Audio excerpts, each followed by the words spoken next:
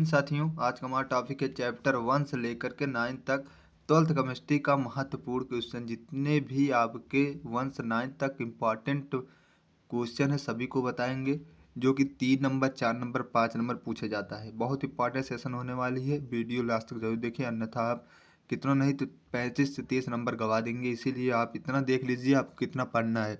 अधिकांश बच्चे पढ़ते पढ़ते रहते हैं, कोई तो पढ़ेगा नहीं, पढ़ेगा तो क्या पढ़ेगा उसे समझ नहीं आता। बस आप ये एक वीडियो ही फिर देख लीजिए, ये अगर देख लेंगे जान लीजिए इसी को टॉपिक याद कर लेना आपका, जान लीजिए कितना नहीं 25 से 30 इतना नंबर आपको पक्का ही हो जाएगा। पहला आपका देखिए, आपके सामने दिख रहा होगा, साटकी तथा फ्रेंकल दोष में अंतर स्पष्ट कीजिए, जो कि 3 नंबर पूछा जाता है। आपका एक चैप्टर है, पता होगा, ठोस अवस्था, जो कि पहला हम देखिए सीरियल वाइज लेकर, मतलब चैप्टर 1 से लेकर 9 तक सीरियल वाइज लिए हैं, मतलब सीरियल वाइज लिए हैं, मतलब आगे पीछे करके नहीं लिए हैं, समझ में आया। ठोस अवस्था जो है, इससे बहुत इंपॉर्टेंट क्वेश्चन बनते हैं। 3-4 क्वेश्चन ऐसे हैं जो कि हर मतलब पूछा जाएगा, इससे ज़्यादा नहीं पूछा जाएगा। 2-3 या 4 क्वेश्चन बस, इससे ज़्यादा नहीं है। इसमें 3-4 क्वेश्चन याद करना है और इससे क्या बनता है, न्यूमेरिकल बनता है, जिस सवाल बनते हैं बस। साटकी तथा फ्रेंकल दोष में अंतर स्पष्ट कीजिए, 3 नंबर के लिए बहुत इंपॉर्टेंट है, इसको जरूर याद कर लीजिएगा। अगर हम दूसरा बताएं, दूसरा यहाँ पर देखें, यहाँ पर अगर दूसरा देखें, क्रिस्टल के घनत्व की गणना किस प्रकार की जाती है, संबंधित सूत्र लिखिए।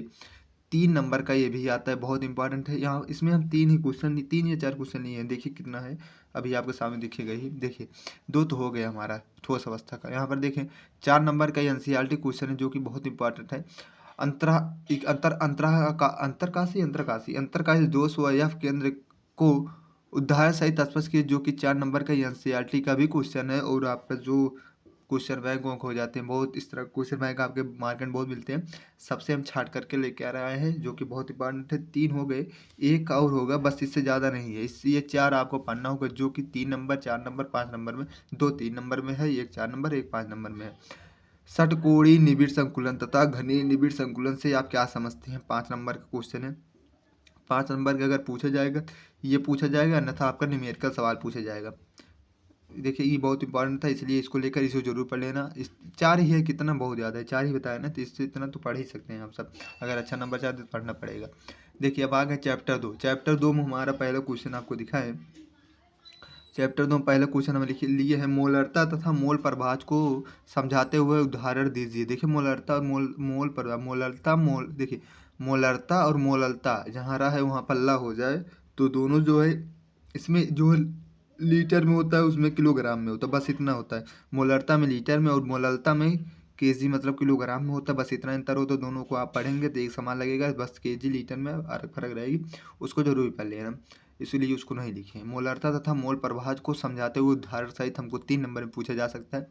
बहुत इंपॉर्टेंट 2024 के तहत बहुत इंपॉर्टेंट है, इसी वीडियो लास्ट तक देखते रहिए, आपको कम से कम पूरा जानकारी हो सकती है कितना कैसे कब कहाँ से पूछा जाएगा आपको क्वेश्चन। परासरण तथा विसरण में उदाहरण सहित अंतर लिखिए। जो आपका जो ये से नहीं पूछेगा, परासरण की परिभाषा या फिर परासरण किसे कहते हैं, ये सब नहीं पूछा जाएगा, तो अंतर करके पूछा जाए।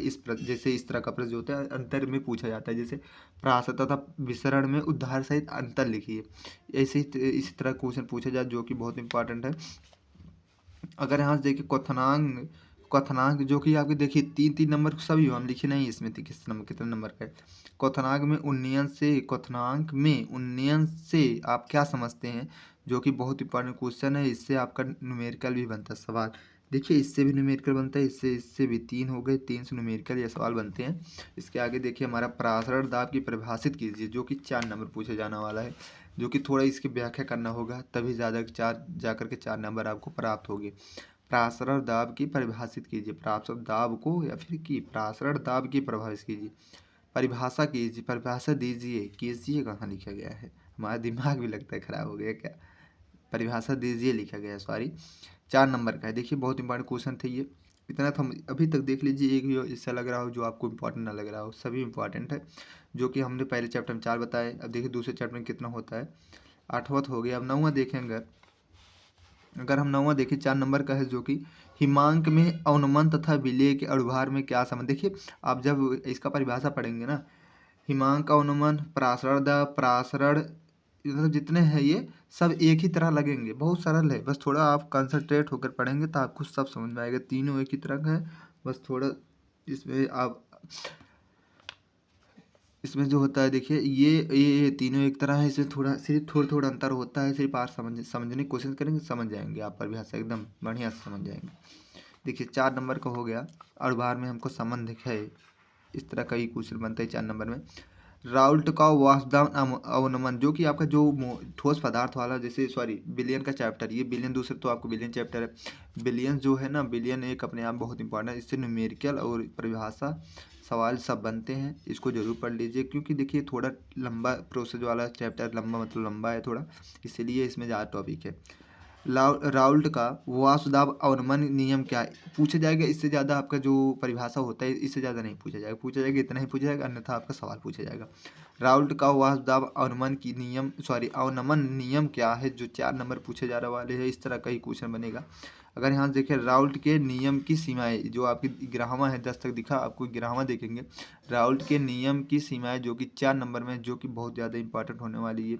सीमाएं ये जरूर पढ़ लेना, राउल्ट के वासुदाब के ये दोनों जो क्वेश्चन है ना, अपने आप में बहुत ज़्यादा इंपॉर्टेंट है। ये सीमाएं जरूर पढ़ लेना, सीमाएं भी पूछी जाती है, जो कि आपके 4 नंबर में आती हैं। देखिए समप्रसारी विलयन किसे कहते हैं, देखिए हमारे ख्याल से यहीं पर आपको चैप्टर खत्म हुआ, चैप्टर 2 यहाँ पर खत्म हुआ। समप्रसारी विलयन किसे कहते हैं, ये एक पराशर द भीमांक का उन्मन पराशर, ये चारों जो है एक से मैच के क्वेश्चन बनते हैं, मतलब आंसर भी सेम मैच लगते हैं। बस थोड़ा आप सब पढ़ेंगे। समप्रसारी प्रसारी विलयन किसे कहते हैं, देखिए ये कितना हुआ, आप 12 क्वेश्चन बता देंगे चैप्टर 2 तक, चाहे 12 क्वेश्चन बता। देखिए 12 क्वेश्चन चैप्टर 2 तक कम है, बहुत कम है, इतना तो कोई नहीं बता पाएगा। देखिए हम इतना बता दे रहे, इसी इतना ही पढ़िए, क्योंकि हम बहुत बार एनालाइज कर चुके हैं। देखें अगर हाँ देखें, चैप्टर 3 हमारा आगे। चैप्टर 3 में पहला जो आपका चैप्टर 3 का विद्युत रसायन पाठ है, इसमें भी जानते हैं क्या बताए, मतलब आपका न्यूमेरिकल बनता है, न्यूमेरिकल बनेगा। और इसमें हम चार प्रश्न लिए हुए, 4 प्रश्न जो लिए हैं, जो कि बहुत इंपॉर्टेंट है। अगर हम पहला देखें जो सॉरी यहाँ पर हम इसको रख लें, नहीं तो आपको पूरा निगाह जाता है ना, तो आप कंसंट्रेट नहीं होते हैं, इसीलिए हम ढक ढक के बताते हैं, जिससे आपको कंसंट्रेट हो एक क्वेश्चन पे। कोलराउस जो आपका ये है विद्युत रसायन का चैप्टर, जानते होंगे आप सब। कोलराउस नियम क्या है, इस नियम का एक अनुप्रयोग उदाहरण सहित दीजिए, जो कि 4 से 3 नंबर, 3 या 4 नंबर मान लीजिए, वेरी इंपॉर्टेंट क्वेश्चन है। कोलराउस का नियम, इसको जरूर पढ़ लीजिएगा। इस नियम का एक अनुप्रयोग उदाहरण सहित देना होता है, बहुत इंपॉर्टेंट है। या भी आपको पूछ सकता है कोलराउस का नियम क्या है, जो कि 2 नंबर पूछेगा। इतना कहिए कोलराउस नियम क्या है, तो 2 नंबर बताना होगा। और इसका नियम और एक उदाहरण पूछ लीजिए, तो यही 4 नंबर या 3 नंबर बन जाएगा, समझा। इतना तो पता होना चाहिए आप सबको। यहाँ पर देखें 13 हो गया। 14 इलेक्ट्रोड, जो इलेक्ट्रोड विभव क्या है, इलेक्ट्रोड विभव आपको पता होगा, पढ़े होंगे तो, न था हम बताएंगे क्या है। किसी धातु के इलेक्ट्रोड विभव को प्रभावित करने वाले कारकों का उल्लेख है। मोस्ट इंपॉर्टेंट क्वेश्चन देखिए हमने लिखा है, बहुत ज़्यादा इंपॉर्टेंट, क्योंकि देखिए डाट डाट भी कर दिए हैं, इसीलिए बहुत इंपॉर्टेंट क्वेश्चन है ये। 4 नंबर पूछे जाने वाली है। देखिए 4 नंबर में जो कि बहुत इंपॉर्टेंट क्वेश्चन है, इलेक्ट्रोड विभव क्या है, किसी धातु के इलेक्ट्रोड विभव को प्रभावित करने वाले कारकों का उल्लेख कीजिए। 14 क्वेश्चन हमारे जो कि कितना इंपॉर्टेंट था। अगर हम 15 क्वेश्चन देखना चाहें, तो यहाँ पर 15 क्वेश्चन हमारा हो जाएगा। रेडॉक्स विभव क्या है, रेडॉक्स विभव जो है, रेडॉक्स विभव क्या है, विद्युत रासायनिक श्रेणी को 2 उपयोगिता लिखिए। विद्युत रासायनिक श्रेणी के 2 उपयोगी, या फिर कह सकता है रेडॉक्स विभव क्या है 2 नंबर में, या फिर कह सकता है विद्युत रासायनिक श्रेणी का 2 उपयोगिता लिखिए। यहाँ पर आपका 2 क्वेश्चन बस बनेगा, एक क्वेश्चन ये, एक क्वेश्चन ये। अगर दोनों पूछ लेगा 4 नंबर में आएगा, समझा, एक साथ अगर पूछा। यहाँ पर देखिए वही प्रश्न फिर से आया, यही वाले देखिए। विद्युत रासायनिक श्रेणी किसे कहते हैं, यहाँ पर पूछ लिया। यहाँ पर विद्युत रासायनिक की 2 उपयोगिता पूछ लिए, इनके प्रमुख लक्षण क्या, इनके 2 उपयोग लिखे। देखिए वही प्रश्न फिर यहाँ पर बन गया, इसीलिए हम कह रहे हैं बहुत इंपॉर्टेंट क्वेश्चन ये है। 4 क्वेश्चन जो हमने लिया है, ये जो कि आपका विद्युत रसायन चैप्टर है, इससे से न्यूमेरिकल बनेंगे, अन्यथा यही 4 क्वेश्चन बनेंगे, इससे ज़्यादा नहीं बनेंगे। आप सब पढ़ते लिखते रहिए। देखिए हम ज़्यादा नहीं बता रहे हैं, जो इतना बता रहे उतना पढ़ते ही सकते हैं। 25-30 नंबर मिल जाएगा, कोई गलत काम नहीं है, फिर गलत बात भी नहीं है। देखिए आपके चैप्टर 4 आगे। चैप्टर 4 का नाम है रासायनिक बलगतिकी। रासायनिक बलगतिकी में 17वां सवाल आपका देखें, 17। अपक्रिया की कोट से आप क्या समझते हैं, अपक्रिया की कोट जो होती है आपको पढ़े होंगे, समझ में आता हुआ होगा। अपक्रिया की कोट से आप क्या समझते हैं, शून्य कोट की अपक्रिया के लिए वेग स्थिरांक का मान तथा मात्रक ज्ञात कीजिए। ये बहुत, जितना कहा जाए उतना कम है। देखिए हमने लिखा भी है, जितना कहा जाए उतना कम है, जो कि आपका 5 नंबर पूछा जाना। हाँ 5 नंबर है ये, 5 नंबर पूछा जाना सवाल है, मोस्ट इंपॉर्टेंट क्वेश्चन है, जितना कहा जाए उतना कम है, सच्ची में इतने जितना कहा जाए उतना कम है। अपक्रिया की कोट से आप क्या समझते हैं? शून्य कोट की अपक्रिया के लिए वेग स्थिरांक का मान तथा मात्रक ज्ञात कीजिए। महा इंपॉर्टेंट क्वेश्चन है ये, इसको जरूर पढ़िएगा चैप्टर 4 में। देखिए ज़्यादा क्वेश्चन बता रहे हैं, क्वेश्चन जो आपका चैप्टर है उसी हिसाब से बता रहे हैं, जैसे आपके चैप्टर छोट बड़ा है। यहाँ पर देखिए पहले में 4-5 था, दूसरे में थोड़ा 7-8 प्रश्न हुआ, फिर उसके बाद क्या कहते हैं आपका चैप्टर 3 में भी 4 प्रश्न हुए। इसमें देखिए चैप्टर 4 में कितने प्रश्न होते हैं, इसमें भी हम जानते हैं 4 या 5 या फिर 3 ही होगा, पता नहीं है। 18वां जो है, अपक्रिया की कोट को परिभाषित कीजिए। अपक्रिया की कोट को परिभाषित कीजिए, यह आणविकता से किस प्रकार भिन्न है? एक उदाहरण देकर समझिए। मोस्ट इंपॉर्टेंट क्वेश्चन 5 नंबर में आने वाला, इसलिए हम इसको पहले ऊपर ले लिए, चैप्टर 4 में पहले इसके ले लिए क्योंकि ये बहुत इंपॉर्टेंट क्वेश्चन थे इसलिए। अपक्रिया कोट को परिभाषित कीजिए, यह आणविकता से किस प्रकार भिन्न है, इसका उदाहरण देकर समझाइए। देखिए 18वां हुआ, 19 अगर देखें, प्रथम कोट की अपक्रिया के वेग स्थिरांक की इकाई ज्ञात कीजिए। प्रथम कोट की अपक्रिया जो आपकी होगी वे वेग स्थिरांक की इकाई ज्ञात करना, जो कि क्या वेरी इंपॉर्टेंट क्वेश्चन 3 नंबर में पूछा जाने वाला सवाल, जो कि आपके बोर्ड परीक्षा के लिए अति महत्व, ये तीनों हैं ऊपर वाले चैप्टर 4 के तहत, बहुत इंपॉर्टेंट है। यहाँ पर देखिए 19 सवाल हमारे खत्म हुए, जो कि 11 मिनट में हमने चैप्टर 4 तक कंप्लीट कर दिया है। देखिए अगर यहाँ पर आप थोड़ा अब आगे थोड़ा यहाँ पर आपको थोड़ा बात बताएं, उसके आगे चलते हैं, सिर्फ 2 मिनट टाइम दीजिए। जो आपका जो कक्षा 12 का सिलेबस है ना, बहुत ज़्यादा टफ नहीं है, अगर ध्यानपूर्वक मन लगा के पढ़ेंगे, जान लीजिए आपको 90+ आने से कोई नहीं रोक सकता। सिर्फ आप मन लगा के पढ़ें, कोई चीज़ रटिए ना, समझने की ज़्यादा कोशिश करिए, रटने की कोशिश मत करना। रटनेंगे कितना, भूल जाएंगे कितना। 5 सिलेबस है, 5 चैप्टर, 5 विषय आपका सब्जेक्ट है, जिसमें से आप एक रटेंगे तो एक भूला जाएगा, एक भूलेंगे तो एक रटा जाएगा। इतना यही होगा, यही प्रोसेस चलता रहेगा, तो बोर्ड एग्जाम में कुछ नहीं कर पाएंगे। इसलिए आप समझिए, जितना आप समझ सकते हैं उतना समझने की कोशिश कीजिए, रटने की कोशिश मत करना। अब ये सब है, जानते हैं, एक बार 2 बार पढ़ेंगे, अब सिर्फ इतना थोड़ा अगर डीपली पढ़ेंगे, डीपली मतलब थोड़ा स्वतंत्र होकर और थोड़ा इसमें गहराई से पढ़ेंगे ना, आपको एक एक बात समझ में आएगी, जो क्वेश्चन या प्रश्न हो, कुछ भी हो। इसीलिए आप पढ़ते लिखते मज़े मौज मस्ती करते रहिए, कोई टेंशन नहीं, ज़िंदगी है, मस्त जीते रहिए। बस इतना कहना था, बिना पढ़े कुछ होने वाले नहीं है, पढ़ने तो पड़ेगा, अच्छे नंबर चाहते हैं। अब पास होंगे तभी, तब पास, लिखेंगे पढ़ेंगे तभी पास होगा। यहाँ पर अगर हम देखें आपका जो चैप्टर है, चैप्टर 5 अगर देखें, देखिए चैप्टर 5 हमारा है, जो कि आपको चैप्टर 5 का नाम पृष्ठ रसायन, इससे जानते हैं आपका बहुत ज़्यादा क्वेश्चन बनते हैं, बहुत ज़्यादा मतलब ये है चैप्टर, इससे जो है न्यूमेरिकल नहीं बनता, बनता है परिभाषा। इसमें से परिभाषा ही बनती है और कुछ नहीं बनती, सबको आपको परिभाषा जिससे कह सकते हैं, परिभाषा डिफिनेशन कुछ भी कह सकते हैं, यही सब बनते हैं, जो कि बहुत इंपॉर्टेंट ये चैप्टर होने वाली है। हम देखिए, हम 20वां 19 तक हुए तो 20वां क्वेश्चन ले रहे हैं, कोलाइडी विलयन किसे कहते हैं, वेरी इंपॉर्टेंट क्वेश्चन है। कोलाइडी विलयन, कोलराउस वाला हमने बताया था आपको इसके पहले। अब यहाँ पर कोलाइडी विलयन आया, अंतर है, समझना एक ही ना समझना, कोलाइड विलयन यहाँ पर है, वहाँ पर कोलराउस था। यहाँ पर देखिए कोलाइडी विलयन किसे कहते हैं, मोस्ट इंपॉर्टेंट क्वेश्चन है ये आपके लिए तहत बोर्ड परीक्षा के लिए, कुछ चैप्टर 5 जो कि पृष्ठ रसायन से लिया गया है। यहाँ पर 21 सवाल आपका, टिंडल प्रभाव क्या है, टिंडल प्रभाव क्या है, अगर कह सके टिंडल प्रभाव क्या है तो इसको 2 नंबर पूछेगा, प्रभावित करने वाले कारक कहे तो 3 नंबर पूछे, 4 नंबर पूछ सकता, अगर कहे टिंडल प्रभाव जो है संक्षिप्त टिप्पणी लिखिए, जान लीजिए फिर 5 नंबर का बन गया वो, इतना समझ जाना है। संक्षिप्त टिप्पणी अगर लिखने को टिंडल प्रभाव कर दिया। अगर यहाँ देखें, जो कि आपका 22वां सवाल है, पेप्टीकरण क्या है, पेप्टीकरण की क्रिया को एक उदाहरण द्वारा समझाइए। हमारे ख्याल मोस्ट इंपॉर्टेंट क्वेश्चन, जो कि 2 नंबर में, 2 या 3 नंबर में होगा, ये पता नहीं, लगभग 2 या 3 नंबर में होगा। पेप्टीकरण क्या, पेप्टीकरण की क्रिया को एक उदाहरण द्वारा समझाइए, जो कि 3 या 2 नंबर में होगा, इससे ज़्यादा नहीं है ये, हाँ हमको याद है, नहीं होगा। यहाँ पर अगर देखें ये 2 नंबर में, क्योंकि यहाँ पर जो है ना 2 से लेकर 5 तक बनती है, इसलिए हम छोट बड़े सबको लेकर के आए हैं, सिर्फ आप देखें, क्योंकि ये चैप्टर इससे क्वेश्चन बनते हैं परिभाषा ही, और यहाँ पर न्यूमेरिकल सवाल कुछ भी नहीं बनते हैं, न डेरिवेशन, एक मतलब चैप्टर जो 3 आपका जो 3 है उसमें से आपका ज्ञात करने के प्रथम कोट के लिए, शून्य कोट के लिए, ये सब ज्ञात करने के लिए इसमें सिर्फ परिभाषा रखना होगा, आप सबको पढ़ना होगा। द्रव स्नेही साल द्रव विरोधी साल की अपेक्षा अधिक अस्थायी क्यों होते हैं। मोस्ट इंपॉर्टेंट क्वेश्चन हमारे तहत ये है, क्योंकि एक सेट में आने की बहुत ज़्यादा संभावना है, ये जान लेना, क्योंकि इस तरह क्वेश्चन ज़्यादा करके पूछा जाता है आपको बोर्ड परीक्षा में। ब्राउनीगत क्या है? ब्राउनीगत जो है, ब्राउनीगत अगर कह दिया तो आपको दो नंबर में पूछेगा। अगर ब्राउनीगत पर संचित टिप्पणी लिखने के तो यहीं पर 5 नंबर बन जाएगा, समझा? संचित टिप्पणी कहा गया 5 नंबर, अगर ब्राउनीगत क्या है तो 2 नंबर। इतना ध्यान देना, मोस्ट वन क्वेश्चन था ये ब्राउनीगत। ये सब जरूर पढ़ते रहिए, क्योंकि हमारा ही एक उद्देश्य है आप बढ़िया से नंबर से पास हुए, अब सबका नाम रोशन करें और आपका जो है आगे बढ़ने में कोई प्रॉब्लम ना हो।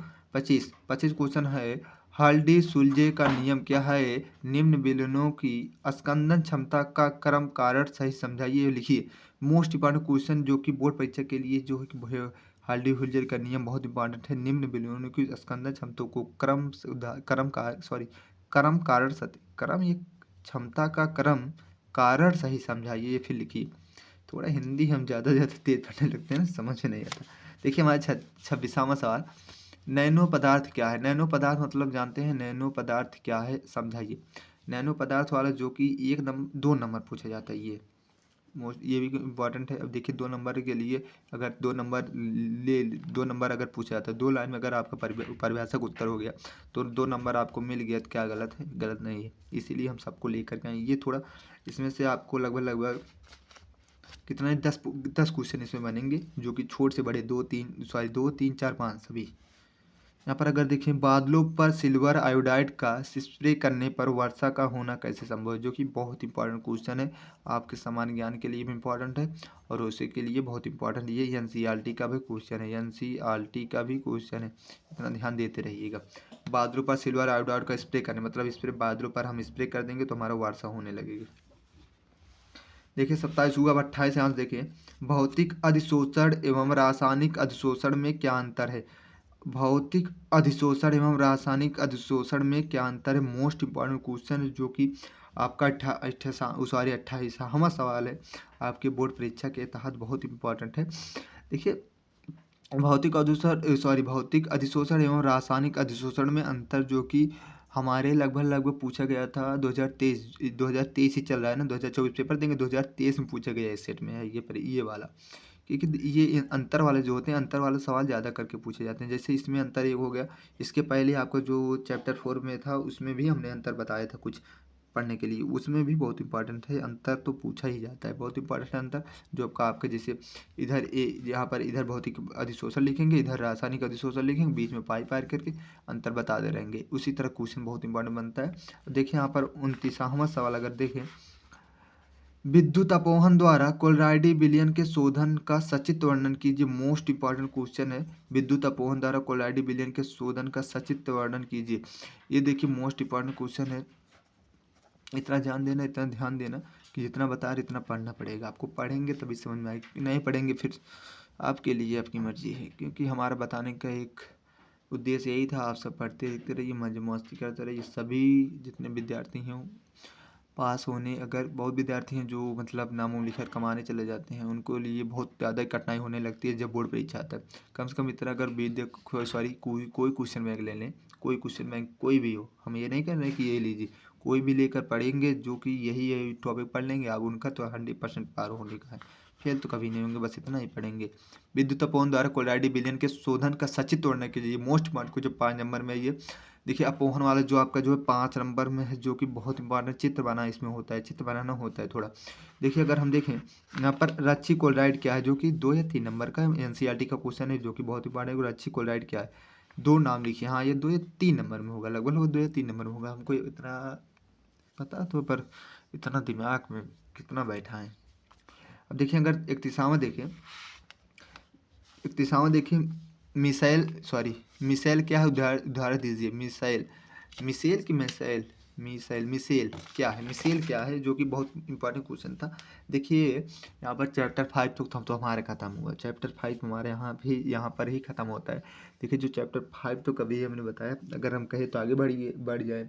पी ब्लॉक के तत्व, इसके जो पहले हमने चैप्टर बताया, इसके चैप्टर ने इसके पहले जो वीडियो डाला है अभी, इसके पर प्रयोगशाला विधि, उसमें प्रयोगशाला विधि हमारा 2 या 3 प्रयोगशाला विधि ऐसा है जो भी है, प्रक्रम विधि, ऐसे बहुत से हैं जो कि 3 थे। हमने सभी जितने आपके चैप्टर है सभी का हमने एनालाइज करके निकाला है, जो कि आपका नौ प्रयोगशाला बन रहा है। हमने सभी बता दिए वीडियो में कैसे कैसे क्या करना है, कैसे कैसे एक चित्र से आपको सभी चित्र को बना सकते हैं, एक चित्र से कैसे कैसे कर सकते हैं, आपको सिर्फ रिएक्शन आना चाहिए, मतलब सब बता दिए हैं। बस वीडियो जाकर देख लें, 10 से 15-20 मिनट का, 15-16 मिनट का वीडियो हमारे ख्याल से है। जाकर देखेंगे, इसके पहले हमने ही अपलोड अभी किए, जस्ट 1 घंटा 1.5 घंटा पहले। इसको ज़रूर देख लीजिएगा क्योंकि बहुत इंपॉर्टेंट वो सेशन था, क्योंकि वो 5 नंबर पूछा जाता है। अगर एक भी दे दिए 5 नंबर आपको, अगर 10-15 मिनट में आपका एक 5 नंबर कंप्लीट होता है तो गलत, कोई भी गलत बात नहीं है। समझ में? यहाँ पर हमारा मिसाइल क्या उदाहरण दीजिए, यहाँ तक तो हुआ। अब यही कहीं हम रुक जाएँ, अगर रुक जाएँ तो ठीक है, अगले अगले वीडियो में हम बता देंगे। मतलब यहाँ 5 तक होगा, 5 से अगर छोड़े हैं तो यहाँ पर 6 से लेकर 12-14 तक हमारा रह जाएगा, 9 तक, क्योंकि चैप्टर पार्ट 1 का ही बता रहे हैं अभी ना। हाँ, तो लगभग रह जाए कितना, 5 हुआ।